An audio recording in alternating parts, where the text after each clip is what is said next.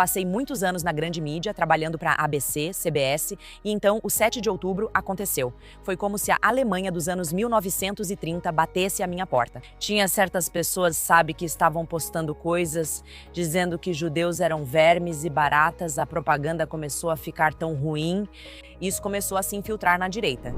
Estamos aqui na conferência CUFI, Cristãos Unidos por Israel, esta semana, e eu sou muito sortuda porque vou fazer uma entrevista. As pessoas mais fascinantes e interessantes que já conheci. Uma delas, que tenho orgulho de chamar de amiga, Stella Escobedo, é uma jornalista vencedora do prêmio Emmy e fundadora da Stella News. Stella, seja bem-vinda. Tenho mais sorte de estar aqui com você. Sou muito sortuda em te chamar de amiga. Sempre que te vejo é em um evento incrível, mas nenhum supera o CUFI. Obrigada. Bem, sabe, Sara, eu sinto que, mesmo que a gente não se conheça há muito tempo, depois de 7 de outubro nós viramos uma comunidade. Sabe, nós nos tornamos uma comunidade de ativistas, simplesmente lutando pela verdade. Sim. E eu acho sua trajetória tão fascinante porque você é, essencialmente, uma refugiada da antiga União Soviética, ou da União Soviética na época, que realizou o sonho americano, se tornou jornalista e então começou a ver todas as coisas das quais sua família teve que fugir, agora presentes na sua própria profissão. Por favor, nos conte sobre essa trajetória. Não só na minha profissão no nosso país, mas também no seu, nos Estados Unidos. Sabe, eu sou uma refugiada soviética que nasceu no Uzbequistão e me disseram que, sabe, a América é a terra das oportunidades, e realmente é. Quando vim para cá como judia, também me disseram que o antissemitismo não existe na América. Você sabia que era judia? Eu sabia que era judia vivendo na antiga União Soviética. Você sabia e eu também que éramos judias. Eu tinha orgulho da minha identidade judaica. Nós simplesmente nunca celebrávamos o Shabat, nunca celebrávamos as festas. Meu pai dizia que quando era criança, eles celebravam a Pessach recebendo a matzá em fronhas de travesseiro. Era crime, era criminalizado. Isso mesmo. Então, nós sabíamos que éramos judias, mas simplesmente não conhecíamos o significado disso. Você é judia. E é isso, também não existia esse negócio de sionismo. Era assim, ou você era judia ou não era judia. Era só isso. Então, viemos para os Estados Unidos da América e eu cresci aqui e não sentia antissemitismo, nada disso. Tipo, eu não sentia nada mesmo. E então acontece o 7 de outubro e eu trabalho com mídia, sabe? Eu sou uma... O que você está fazendo? Olá, então passei muitos anos na grande mídia trabalhando para ABC, CBS, notícias locais. Qual era a sua área de cobertura? Sua área de cobertura era notícias locais. Minha área era notícias locais. Depois virei âncora e apresentadora de programas matinais e telejornal noturno. Era isso que eu fazia, mas não sentia nada em relação a isso. E então, de novo, acontece o 7 de outubro, eu sou âncora em uma organização, em um veículo de notícias. E estava tudo bem. E eles foram muito solidários. E então o antissemitismo bateu à minha porta. Você gostaria de falar mais sobre isso? Sim, Eles são solidários. Em outras palavras, todo mundo está olhando, vendo o massacre acontecer. você não pode negar, você não pode negar. O que as pessoas têm te falado? Meu Deus, Stella, que situação horrível. Bem, muitas coisas estavam acontecendo porque no minuto em que isso aconteceu, vimos os protestos nos nossos campi universitários. Exatamente. E a gente não conseguia entender. E era tudo tão organizado, você via as barracas, as mesmas barracas.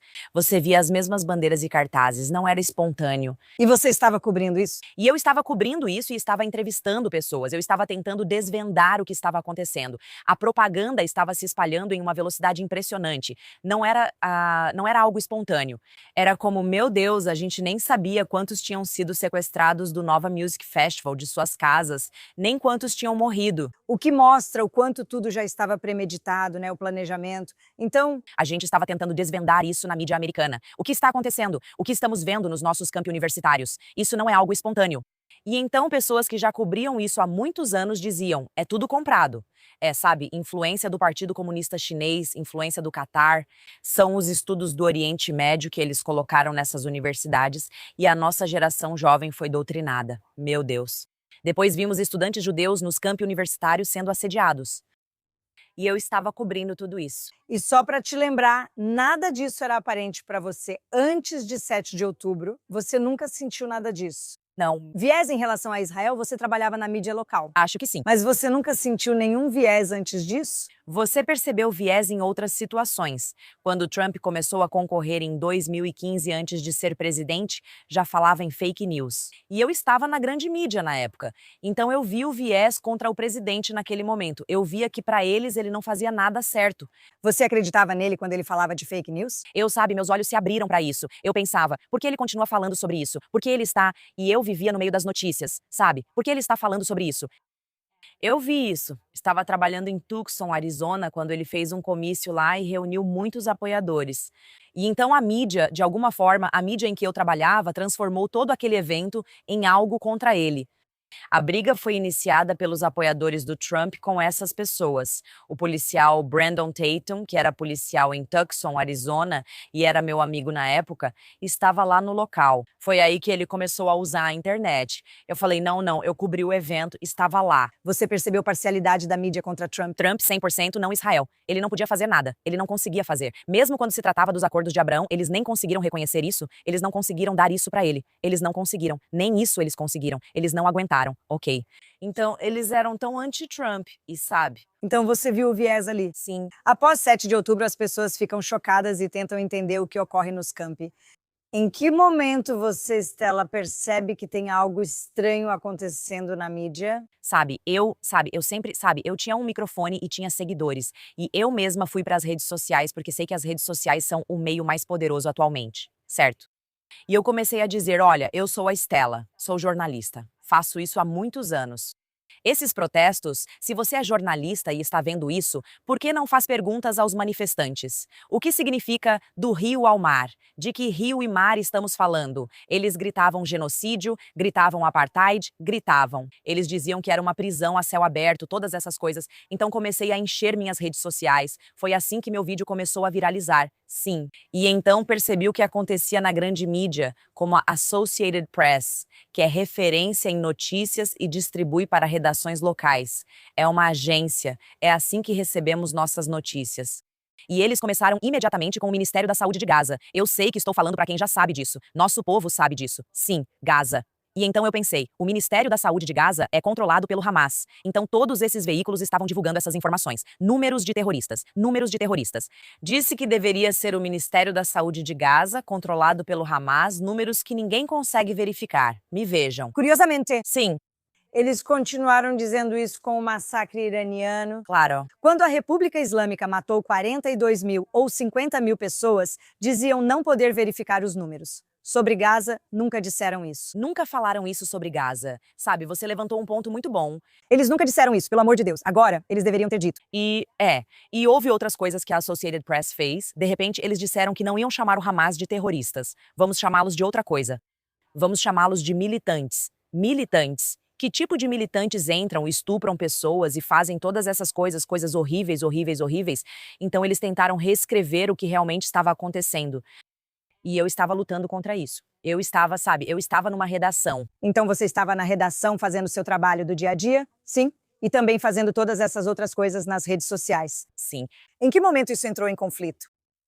Foi alguns anos depois que a propaganda antissemita começou a ficar tão ruim, começou a infiltrar a direita. Sim.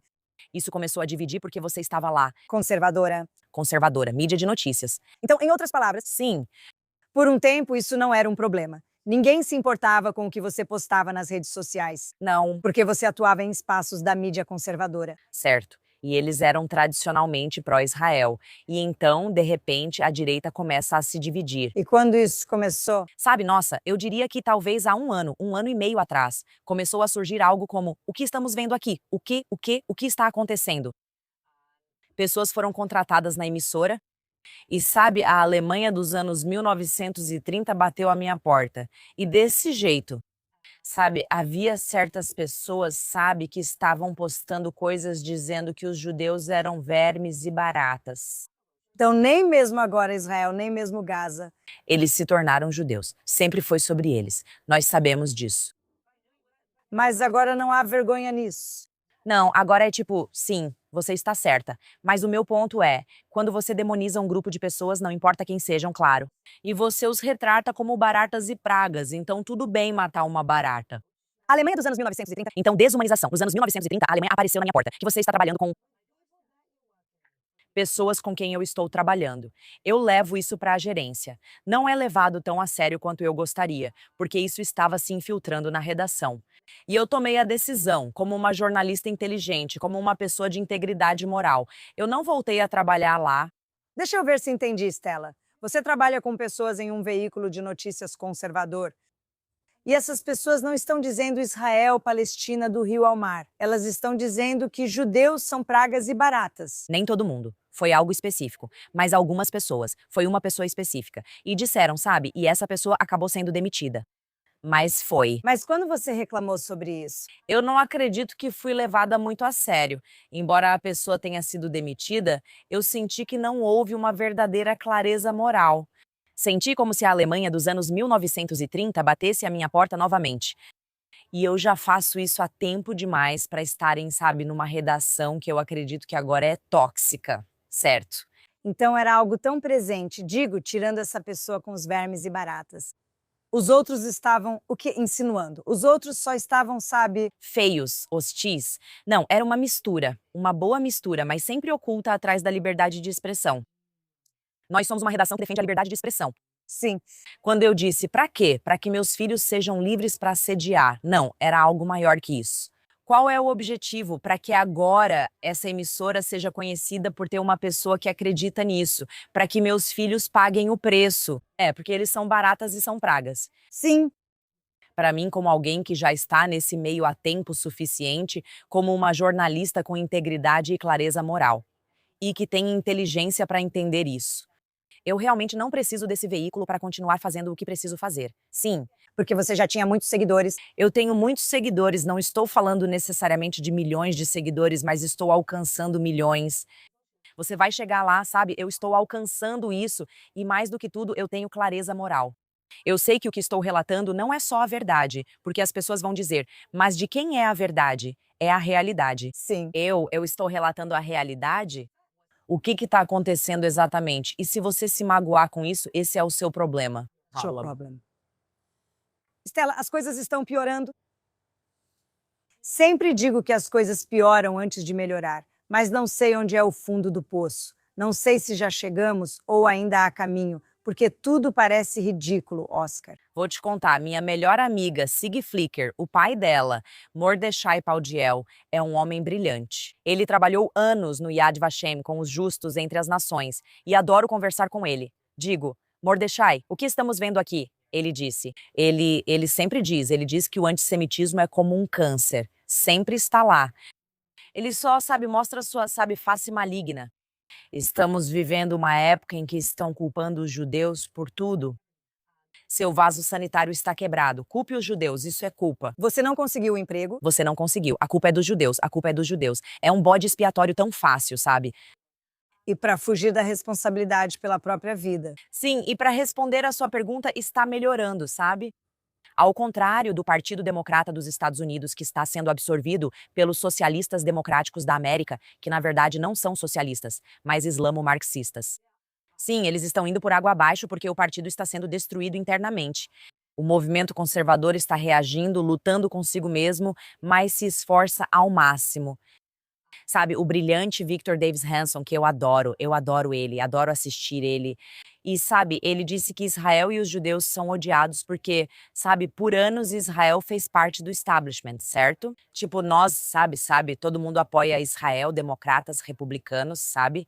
E eu acho que depois da Covid também, tudo que é establishment, as pessoas perderam a confiança, então Israel agora faz parte do establishment. Virou o chefão. Virou o chefão. Então agora a gente odeia Israel. Mas o que eu amei no que ele disse foi, Israel é odiado, não porque perdeu, é odiado porque venceu. Sim. E sabe de uma coisa? Israel sempre foi visto como nação. Esse país pequeno tentando se defender cercado de inimigos agora é uma potência. Então não é mais uma vítima. Não é mais uma vítima. E as pessoas aqui estão glorificando o vitimismo. Sim, isso se tornou uma identidade, não é? Quero dizer, sim, E não existem vítimas melhores do que os palestinos. opressores contra oprimidos. É isso mesmo. E você vê isso na mídia, você percebe que a mídia basicamente tem uma agenda e eles escolhem a dedo os fatos para encaixar nessa agenda? O problema com a mídia é que você não pode simplesmente generalizar e dizer que a mídia tem essa agenda. Tudo começa nas nossas universidades. Sim. Então começa nas nossas universidades. Você tem esses jovens universitários. Quando eu fui para a USC, Universidade do Sul da Califórnia, eu não via essas coisas. E aliás, quando tudo isso estava acontecendo, os protestos, a USC realmente não permitia isso no campus, o que era ótimo. Mas veja, você tem todas essas pessoas que estão indo para, tipo, sabe, faculdade de jornalismo ou até mesmo educação, e elas saem de lá como ativistas. Elas não são profissionais da área, mas ativistas que entram nessas redações com uma agenda. E você sabe, Cair, a maior organização islâmica aqui na América, eles têm um plano. O diretor executivo deles, Nihad Awad, ele ficou no palco, não precisa acreditar só em mim, está em vídeo. Ele disse: temos que estar nos corredores do Congresso e da mídia por causa da islamofobia. Eles não fizeram exatamente isso? Eles não acabaram de ser sancionados, criminalizados? Bem, então, em certos estados da América, eles são considerados uma organização terrorista, mas eles não são uma organização terrorista nos Estados Unidos da América. Alguns legisladores pressionam ativamente por isso, conectando. Sabe, algumas das finanças deles não estão tão boas, sabe, supostamente muitas coisas, sabe, mas tem muita coisa acontecendo nos bastidores. O CAIR era uma pequena organização considerada co-conspiradora, não indiciada no maior caso de financiamento ao terrorismo do Hamas nos Estados Unidos durante o governo Obama. O procurador-geral Eric Holder encerrou isso e o CAIR se tornou o que é hoje. Uau, é mesmo. Muitos líderes do CAIR, como diretores executivos, estavam nos campi durante os protestos. São as mesmas pessoas e não escondem o que dizem. E, aliás, quanto mais radical você for, melhor para o DSA. Sim, quero dizer, a Palestina venceu nas primárias democratas de Nova York. Palestina estava na cédula. Quanto mais radical e mais anti-Israel você era, mais vencia.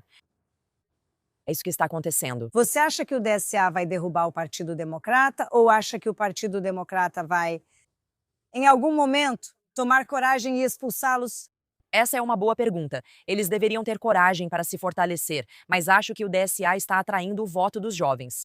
Bem, não são só os votos dos jovens, eles estão puxando os democratas mais para a esquerda, sim. Então você tem a Kamala Harris, que basicamente chamou Mandami como ela quer, sabe, concorrer de novo, sabe? Ela deveria, sim, é a melhor maneira de ajudar os republicanos a vencerem. Best way of the Republicans winning. Mas eles estão puxando os democratas cada vez mais para a esquerda. É isso que está acontecendo. E então, a menos que eles revidem, vão perder o partido deles. Para os comunistas e islamo-marxistas os islamistas vão devorá-los vivos. E quando você pensa em como cresceu em um regime repressivo, o que você sabe? Que eles não sabem? Isso, comunismo, nada é de graça. É. Meus pais contam histórias. Eu era jovem quando saí, mas nasci no comunismo. Minha mãe diz, ela está assistindo isso e ri. Eles acham mesmo que isso funciona? Ela fala, todo mundo ganhava o mesmo salário, sabe? Minha avó teve 10 filhos, minha avó materna, todo mundo ganhava o mesmo salário. E eu falei, mãe, mas como vocês compravam as coisas se não tinham dinheiro suficiente? Escambo, essa pessoa que trabalhava em um hotel, roubava cobertores, roubava travesseiros, aí você comprava dessa pessoa. É isso que acaba acontecendo. Então, não tem como sair ganhando nisso. As pessoas estão roubando para vender. Você está esperando na fila do pão, sabendo que pode ou não conseguir porque está acabando. Quero dizer, E essas crianças sendo privilegiadas elas não sabem. realmente entendem Porque vivem em uma democracia, realmente não entendem o que o que ocorre quando as liberdades são retiradas. elas vivem em uma democracia. O motivo pelo qual elas podem protestar e fazer o que quiserem é por causa da democracia. E elas foram tão doutrinadas, é triste de ver. Mas, Estela, a lavagem cerebral vem de influências externas e nefastas. Precisamos rastrear o dinheiro agora. Temos projetos de lei aprovados na Câmara e aguardando no Senado, como o Trace Act e o Deterrent Act. Um é rastrear o financiamento das universidades vindo de adversários estrangeiros, como o Partido Comunista Chinês ou o Catar. O outro é para o ensino fundamental e médio. Bem, ainda está parado no Senado, mas vai passar. Temos votos suficientes. Não entendo por que algum legislador não gostaria de nos proteger contra isso. Quero dizer, por que queremos dar espaço a interesses? Quero dizer, Mas os políticos também são comprados. eu digo para você. Sim, eu digo para as pessoas, eu digo para as pessoas que não precisam mais olhar para o Reino Unido. Olhe para Nova York, olhe para Nova York, olhe para o que está acontecendo em Nova York. As pessoas entendem que isso é de fato uma luta civilizacional. Acho que cada vez mais americanos estão percebendo isso. É incrível ter uma organização como a CUF, sim, onde você tem a Aliança Cristã Judaica, Graças a Deus. que entendem os valores judaico-cristãos e que entendem que o islamo-marxismo não faz parte da América, não vai se encaixar, não funciona. Sim, Tudo o que eles querem é derrubar a América. Sempre digo, Flor, não dá para destruir os Estados Unidos da América com bombas. você não pode. Israel é igual, mas você precisa nos usar de exemplo. Exatamente. Então eles estão nos consumindo por dentro. Estamos dividindo o nosso Partido Democrata. Estamos dividindo, olha o que está acontecendo. Estamos dividindo o Partido Republicano. Estamos fazendo o possível para reagir aqui. Vozes como a minha na mídia tentam pouco a pouco despertar as pessoas. Porque o que eu percebo é que quando você empurra algo, goela abaixo de alguém, a pessoa não gosta. Você tem que realmente tentar abrir os olhos das pessoas. Então é mais ou menos isso que eu estou fazendo.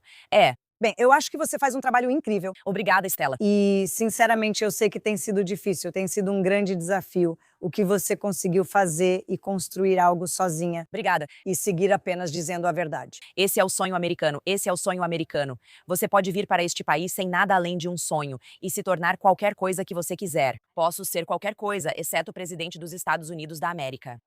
Você poderia ser presidente de Israel, só digo isso. Estela Escobedo, obrigada pelo trabalho incrível que você faz e pela sua voz. Que todos amplifiquem sua voz, pois ela traz as notícias. Obrigada, Estela, por todo o incrível trabalho que você faz e por fazer o que outras pessoas se esqueceram de fazer. Amplificaremos sua voz, pois ela precisa ser ouvida. Obrigada. Obrigada, minha amiga, obrigada.